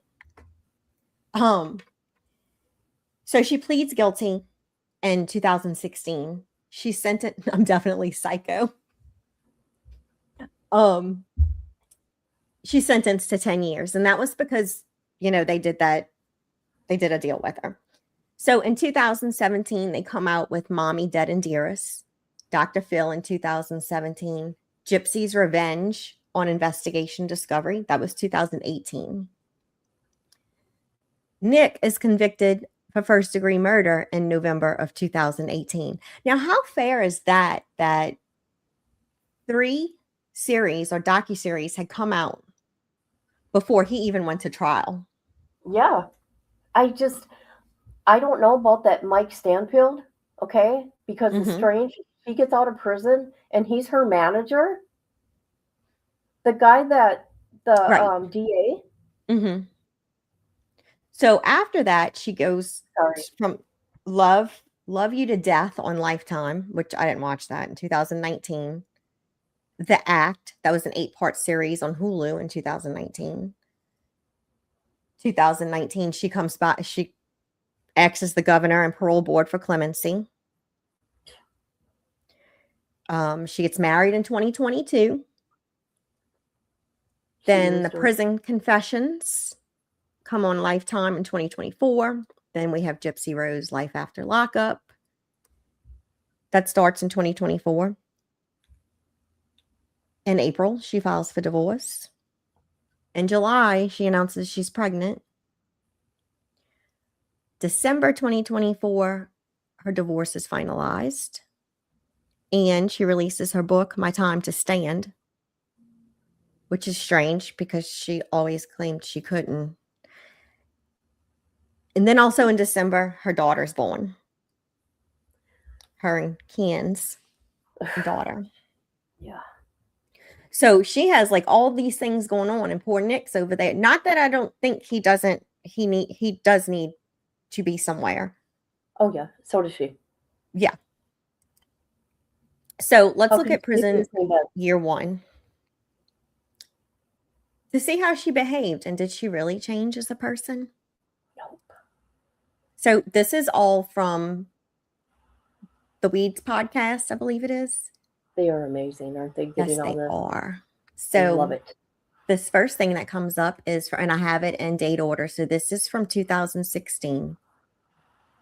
This is like her intake. Like she goes to orientation, does all that stuff. She gets her parole book and yada, yada. She's received the orientation booklet, safety rules, hall tender safety rules. And she agrees that she's not going to operate any machinery or equipment. She's been fully trained and qualified for, yada, yada, yada. So then almost immediately, well, this is October 2016.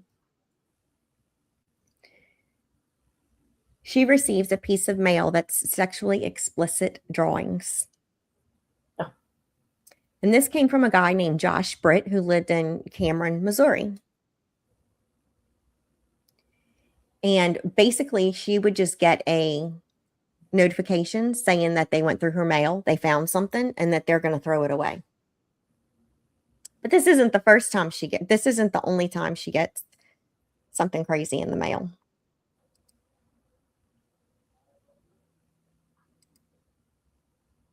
She probably just wanted to see if there was articles about her. Well, he was drawing her pictures. So then this one just says that they just they destroyed the mail like a couple days later. This is the actual what the prison did with the stuff. Yeah. That's all that went on in year one, because she was probably scared. It was the end of the year, whatever. So we're on year 2 now, and this is 2017. So this is dated 1/26/17. On the above date and approximate time, while processing outgoing mail, it was discovered that offender Blanchard Gypsy was attempting to circumvent the mail by mailing out an altered photo to have sent into an offender. This places offender Blanchard in violation of Rule 38.5, abuse of telephone, mail, and finance. Letter is attached. She was already not doing what she was supposed to be doing. And when they talked to her, she said, and you can see it down here at the bottom, it says, "I won't do it again." Is that what she said? I won't do it again. I won't do it again. Okay. So here we are, January 31st, 2017. She had 8 hours of extra duty assigned to her. Oh my gosh. And it doesn't say what she did, but she completed all of that on February 6, 2017. But she was still wishing she lived with her mom then. I bet. So here's another one, and this is April 21st, and she says, on the above date and approximate time, the reporting officer was conducting 11:30 a.m. count. This reporting approached room 7A 202 and observed offender Blanchard Gypsy laying down sleeping on bunk A. The above actions placed her in violation of 18.1, interfering with count. And she said, "I'll be more responsible next time." Then in April, she had to do 16 hours on the housing unit. Ooh. She finished that May 10th.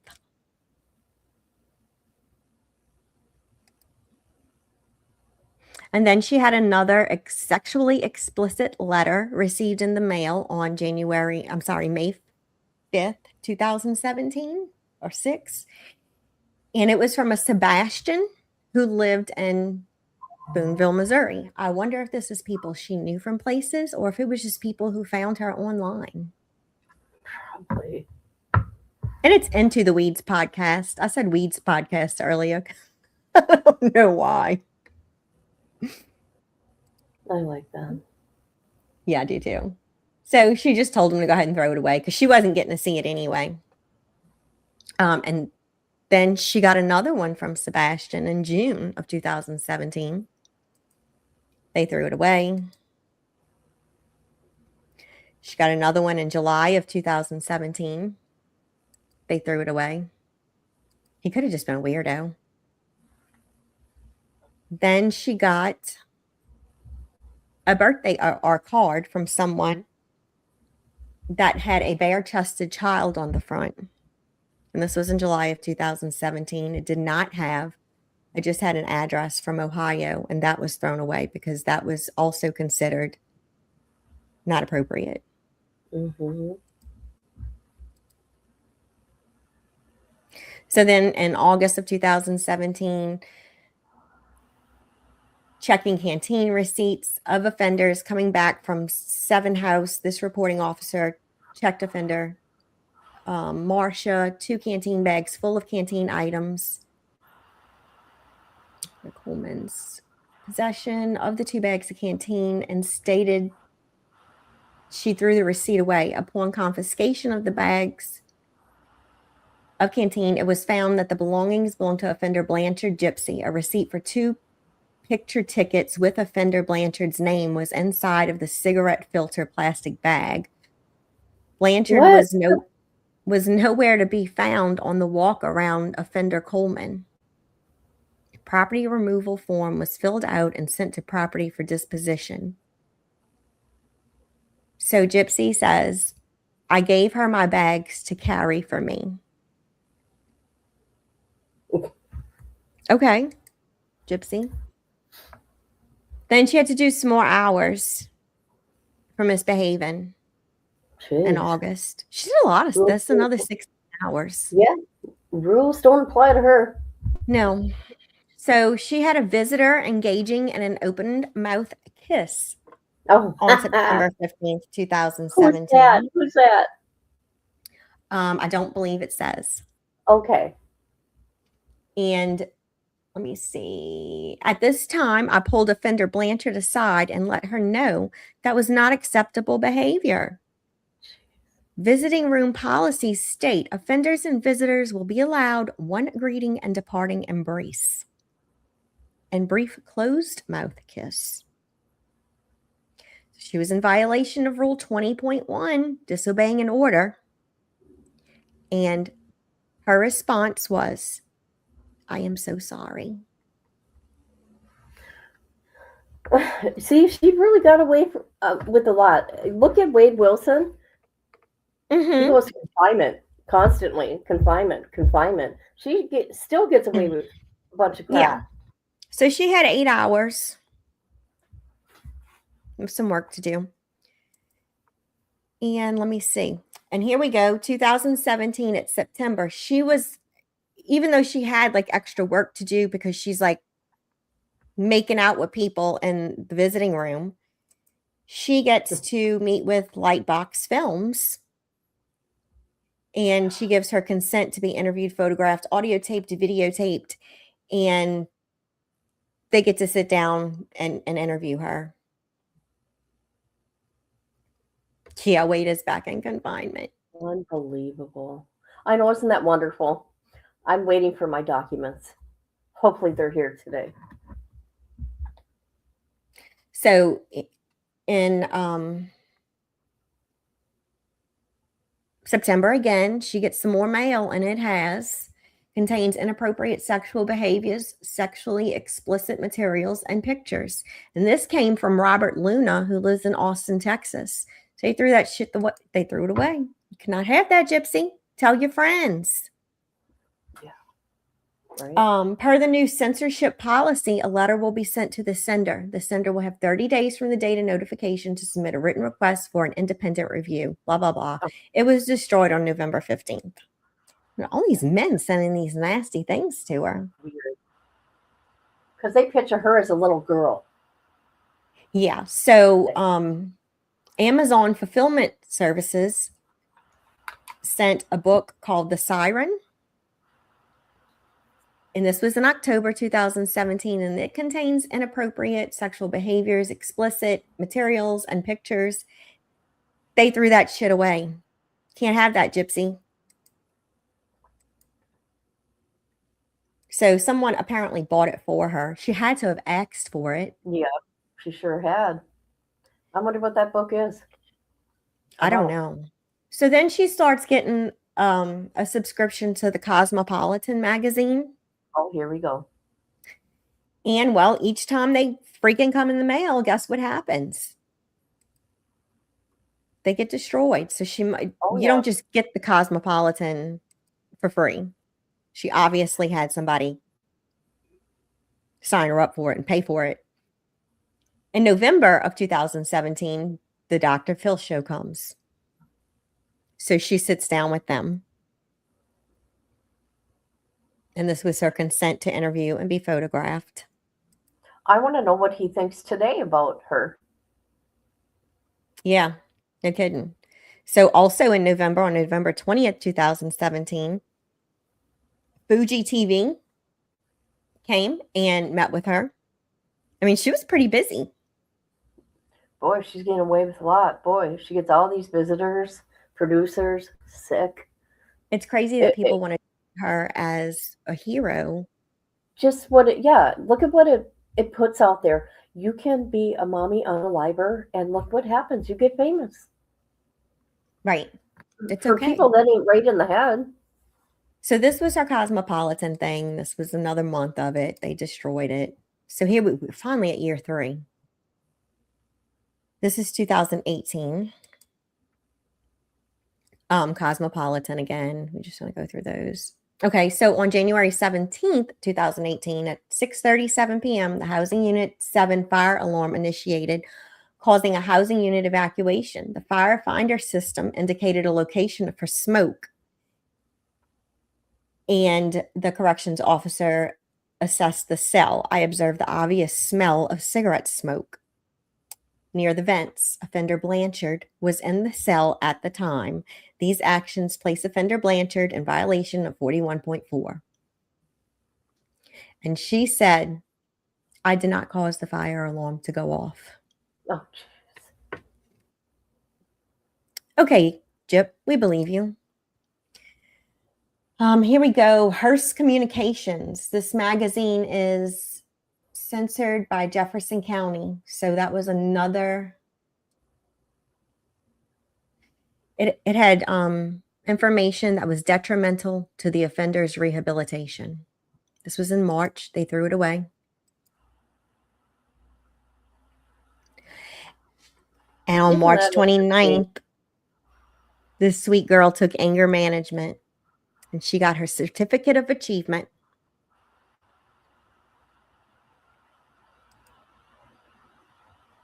And more Cosmopolitan. I'm just going to go through those. Cosmopolitan. And now September 27, 2018, on above date and approximate time, CO received news of offender Blanchard possibly having a new tattoo. Offender Blanchard was asked about a new tattoo, and she admitted to doing a K on her right ankle. Must be for Ken. Offender Blanchard stated she used a needle and pencil shavings. Wow. And when she was interviewed about this, she said, no comment. So she had to complete 8 hours of extra duty for violation. That's not a lot of hours, I would think, compared to all the other hours she had to do for other things. And I'm sure she's had lots of warnings before they give her this crap. Oh, yeah. More Cosmo. Trauma. 2018, our sweet girl took the trauma resolution program. She participated in it, and congratulations, she was awarded a certificate of completion.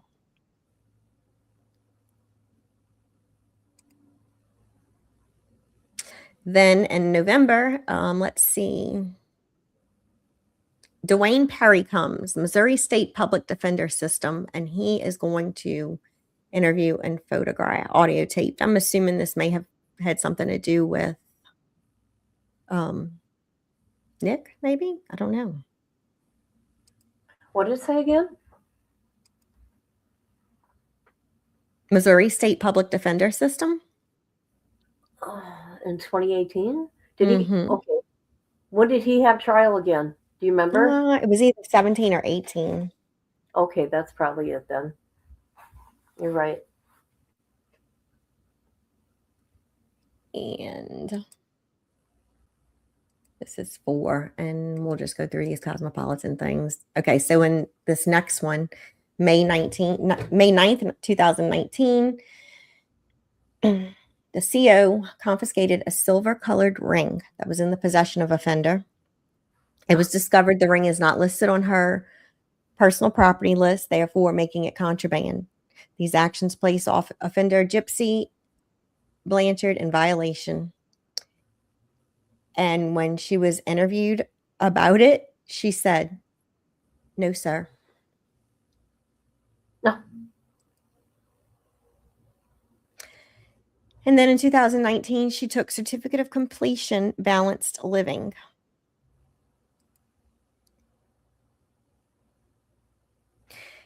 And then in June, she gets in trouble again. Staff member comes into possession of several emails sent from civilian Chris Shive. I don't know who that is. One was sent to offender Gypsy at 4:19 p.m., which said, tell Wendy, hi, I hope this helps. The second email was sent to offender Lockhart. Hi, sent Gypsy. 20, take care. Upon review. You know who Belinda Lockhart is, right? No. Why does it sound familiar though? Because she did a very, very, very bad crime when she was young. Let me look that up in a minute. Google her once. Her name. She did a horrible crime to her mother. Oh. Is that the Yep. one that she's wanting to have get out of Yep. jail or no? That's her? Yep. Okay. Yes. Okay, so she defended Blanchard in violation of abusive telephone mail finance, causing funds to be deposited into another offender's account, and she offered no statement. So she wasn't really like this model citizen in prison either. She got in trouble. It was like ongoing all year long. So here we are, August 8th. CO observed items hanging on the end of the bed belonging to offender Blanchard. Said items blocked the officer's direct view into the bed in accordance to the Housing Unit Rule number 5. Offender Blanchard was warned on May 9th, 2019. So see, they were giving her warnings of violations, and she was continuing to disobey her orders. Of course. And when she was interviewed, she had no statement. So she had hours to complete. And then in 2019, she completed Impact of Crime on Victims facilitator training. She could have done a lot more, in my opinion. She probably could have finished high school, got a degree, or even an associate's or some kind of training to get a job, to not sit on social media. How about some and therapy? be a productive. Yeah, that too. She said they didn't offer the kind of therapy she needed when she was in prison. She is something else, man. So in September of 2019, while conducting a count, she was lying on her bunk bed, failing to be seated in the upright position for institutional count procedures. She got in trouble for that already. But she can do whatever she wants. Yeah. Yeah, she just does whatever. So, all her little cosmopolitan stuff. And we in year 5 and we getting close to, she gets another letter. I think somebody is like paid for maybe a year, a cosmopolitan, and they're just throwing it away. Yeah. So she must have asked for it, or somebody decided to send it to her, and she can't have it. So she gets another sexually explicit letter in the mail that contains inappropriate sexual behavior. And this came from Jeff Gainan in Northport, Florida. Why are these guys writing her? Is she talking to them? So that was thrown out. Cosmopolitan for like 3 or 4 months in a row. They throwing it out. Again. So next we got June 2020, the above date, blah, blah, blah. They were processing outgoing censored emails. It was discovered that offended Blanchard was attempting to mail out sexually explicit emails. Ooh. And she said, I was very vague. I didn't say dick. Oh, geez. Pussy or anything like that. It was very clean. I wasn't explicit. Wow. Ma'am, it's against the rules. Oh. So Cosmopolitan's back again. So it's like a whole year, that bullshit. I'm sorry. And it says in this one, additional comments, even though it says Cosmopolitan, it says sex toys. That was in August. It's destroyed. See, she's still being all sexual she's freaking in there. Wild. Yeah, she's wilding out. She's pretty She's got a Carol Wright catalog. I don't know what that is. Stuff she does makes me blush. Yeah, no kidding, huh? I'm like, oh my gosh. And so next, they question her, and this is in April 2021, and it's getting close to her starting to be able to get out. So why is she misbehaving? She's misusing the PIN numbers of other offenders to make phone calls. It's a way to circumvent the system and place limiting offenders' time on the phone, whatever. Her response after an interview was, "I'm sorry." 2 words. And this is when Melissa Moore, this is the girl, I believe, didn't Melissa write the book with her or something? Oh, really? I don't know. Category 6 media, or either they were going to do something with her story, and then it ended up, I don't know. Okay. It's a media company. I see it now. Mm-hmm. So this was in 2021. They still allowed people to come in and interview her and do whatever, which I found she was making money off these deals. When she was locked up, she sure was. So was her family. Yeah. She had a account ready for her when she came out. Money. She got paid for everything out there. On July 21st, 2021, she failed to comply with quarantine isolation rule number 2. This rule directs offenders to wipe off any machines in the wing with cleaning, sanitizing solution with the provided cleaning bottles. The list of rules and expectations were all laid out. Anything that you're touching, you're supposed to wipe down. And she was given multiple verbal directives to wipe down everything. So they were reminding her just in case she forgot. And she said, "I didn't see any spray, so I never sprayed. But I did wipe down the phone in the kiosk." In the kiosk. In a kiosk. And she got in trouble for that. Only 8 hours. Cosmo. Category 6 media. This would be Melissa Moore again. She came back in December of 2021. And then in 2021, she gets in trouble again with a ring on her left ring finger. What date? This is December 2021. Okay, that must be from Ken. Is it Ken? And they asked if she had a statement, and she said, "Not at this time." She got in trouble for that. So here we are. We're like year 7, and she starts behaving. It's like, this is your last chance, right? Mm-hmm. So Missouri Public Defender System comes in, and I'm sure they must be coming to talk to her about.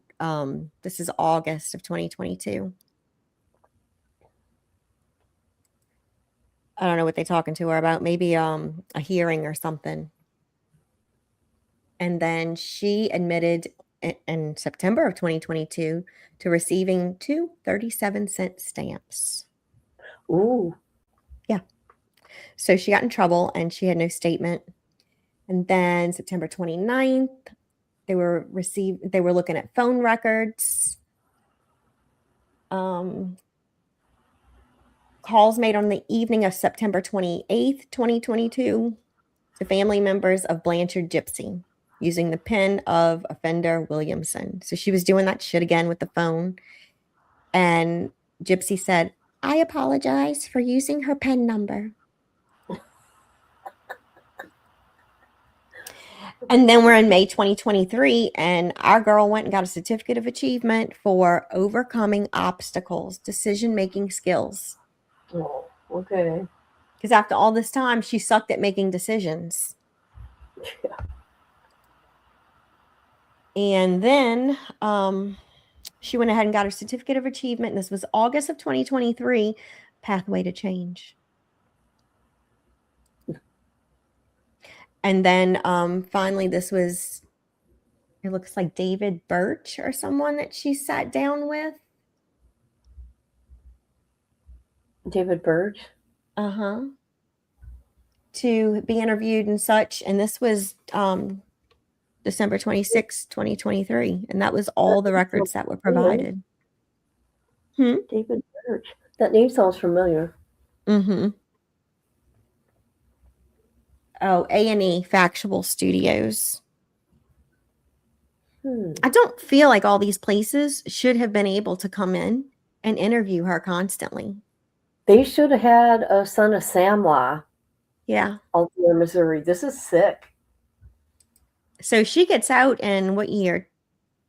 2024? 2023. Okay, so maybe December 28th, 2023 or something. Yeah, a day after Christmas, I think. Yeah, it was pretty because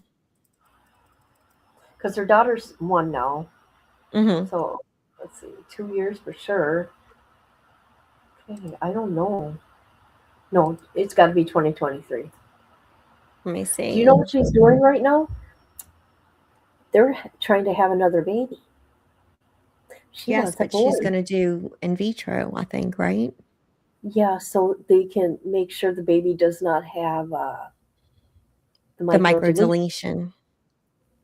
Mm-hmm. Okay, so she gets married in 2022. I had to go back and look at this. She used that guy. Oh yeah. So yeah, she must have got out in 2023. Her divorce was finalized in 2024, December, Okay, yeah. and then her daughter was born in December 24, and in 25 she just turned a year old. So I just thought that was interesting because it showed that a lot of, and the 7.5 years that she was there, she still didn't follow rules. Hold on, okay? Mm-hmm. Yes, Patty, she's wanting another baby from what I heard. She's also going to be starting her podcast. Ryan has had a girlfriend and he decided not to see her anymore, he says. And he says she was just a clout chaser. So everybody's been interviewing her. He's been doing some lives and like really losing his mind during the lives, but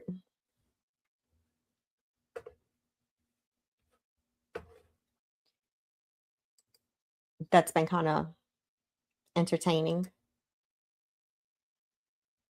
And he doesn't have a job. Gypsy doesn't have a job.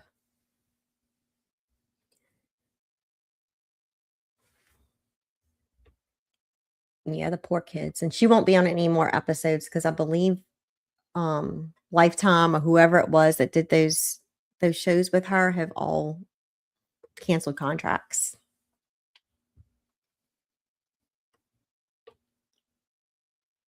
So anyway, we have kept you guys. Kit got off. She wouldn't get the phone, but we have kept you guys for over 2 hours. And I am going to let y'all go. But first, thanks for being here. We're so glad y'all hung out with us today. And we'll think of some other things to do soon. And we'll be back together. So thanks for being here. So she's going to have a podcast and make another fortune. I don't know, Patty, because I think people are getting really irritated with her. They're not giving her the attention they used to. From what I'm seeing. This morning she had posted something, or yesterday on her Instagram, about please come over to YouTube and follow me.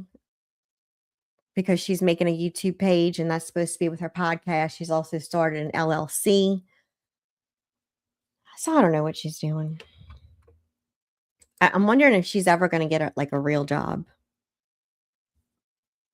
Because I don't think that's in her plans.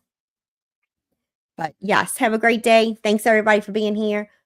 Me and Kit will get together again soon. And she always goes live and I love listening to her. So we'll see y'all later. Thanks.